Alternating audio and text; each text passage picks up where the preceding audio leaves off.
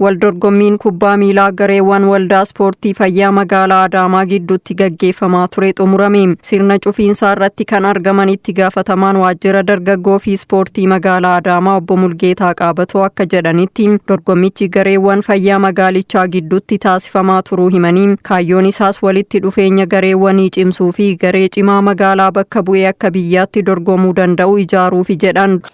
Kaayyoon isaa jalqabaani ispoortiin hawaasa fayya qabeessa uumuu keessatti keessumattuu namoota umriin isaanii achi hiixate waan ta'eef fayyummaa isaanii osoo mana yaalaa hin deemin dhibee daddarboon ta'in gara ispoortii hojjechuu dhabuutiin dhufuu danda'an ofirraa ittisuudha.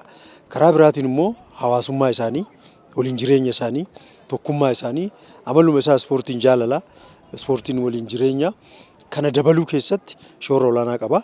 Karaa biraatiin immoo shaakallii dhuunfaadhaan gareedhaan godhaa jiran kana akka waliigalaatti akka magaalaatti immoo dorgommii kana gaggeessanii gareen ciccimoon immoo as keessaatii bahan magaalaa Finfinnee wajjin, magaalaa Dirreedawaa wajjin, magaalaa Hawaasaa wajjin wal dorgommii akka biyyaatti garee fayyaatiin gaggeeffamu keessatti garee ciccimoo hirmaatan filachuudhaaf jechuudha. Dorgommichi gareewwan 24 hirmaachisuun ji'oota 6 oliif gaggeeffamaa turus himaniiru. Egaa gareen kun garee fayyaa kubbaa miilaa fayyaa akka magaalaatitti waliigala qabnuudha.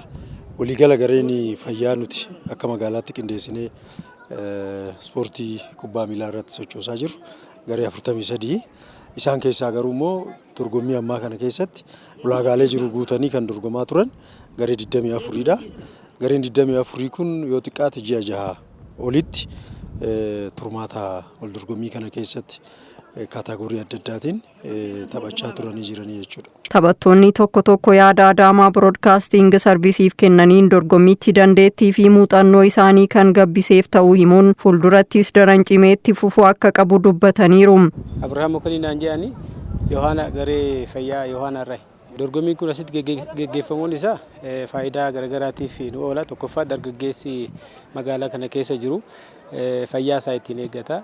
Lammaffaa irratti tokkummaa isaa itti cimsa. Tapha kana keessatti carraa garagaraa kan hin arganne jira. Iddoo garagaraatiitti sababoota garagaraatiin carraa kan hin arganne carraa kanaatiin ol ba'uullee danda'a jechuudha, guddachuullee danda'a jechuudha. Akkasumas hawaasa isaa deeggaruu danda'a, maatii isaa deeggaruu danda'a, akkasumas garee isaatis kan deeggaru ta'uu danda'a jechuudha. Itti fufuu qaba.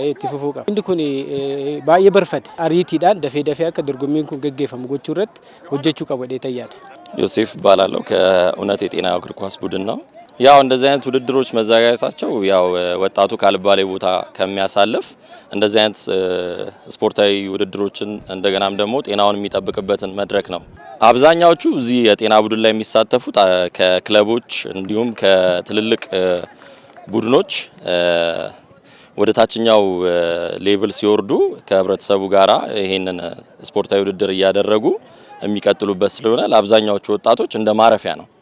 ያ ማለት ይሄ ነገር ተጠናክሮ መቀጠል ያለበት ሁኔታ ነው ያለው። dorgommii taasifamaa tureen gareen fayyaa bishaan boqqojjii, gareen xeenaa ለሰላም, gareen fayyaa Yohaanaa ramaddii isaanii irraa tokkoffaa ba'uun badhaafamaa waancaa ta'aniiru. Xumura irrattis taphattoota urjii abbootii murtii fi qaamolee milkaa'ina dorgommichaaf tumsa taasisaa turaniif badhaasnii fi beekamtiin kennameera.